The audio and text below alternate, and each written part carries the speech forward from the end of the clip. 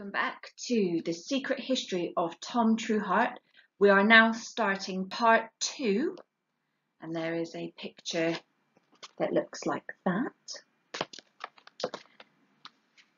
So part 2 is called The Middle, and we're on chapter 11.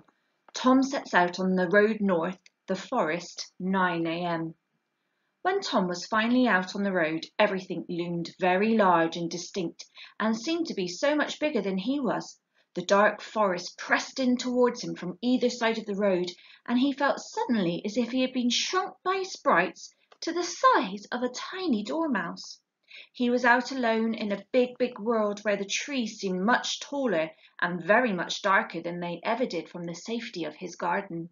There were strange noises too, to worry about as well. The trees themselves creaked and moaned eerily as they shifted together in the wind. On the ground, twigs cracked and snapped as unseen creatures tracked past him through the undergrowth. The rooks called and shrieked and shouted to one another in the treetops.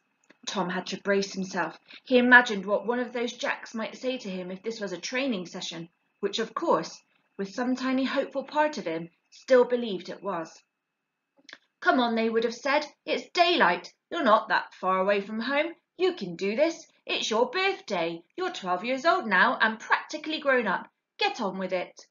Tom tightened his grip on the pack-staff and carried on. He planted his feet down very firmly, one after the other. Left, right.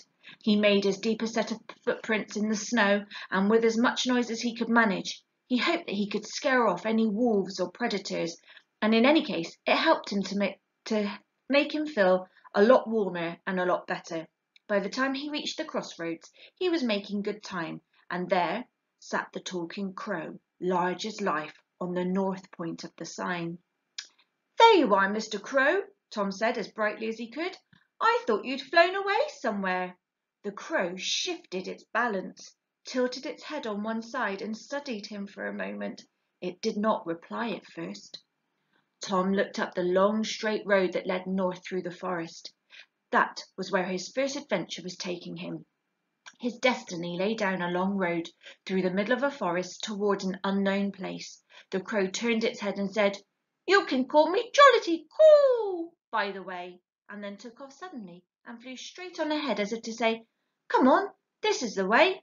Tom thought that it was an odd name indeed for a crow, but then Tom might seem an odd name for a person to a crow. He had no choice really but to set off and follow it.